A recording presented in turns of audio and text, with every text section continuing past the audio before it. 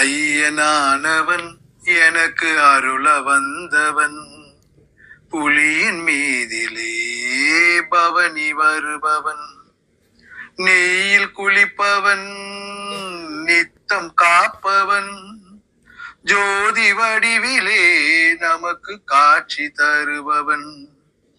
ஐயந்தானப்பா அவன் அன்றி யாரப்பா, அனுதினம் அவனை நினைவில் கொள்ளப்பா. பம்பையில் பிறந்தவன், பாவம் அழிப்பவன், பேட்டு துள்ளியே நம்மை பார்க்க வருபவன், வனத்தில் இருப்பவன், வரங்கள் தருபவன், சரண கோஷத்தில் நிறைந்திருப்பவன். சரணமையப்பா சுவாமி, சரணமையப்பா.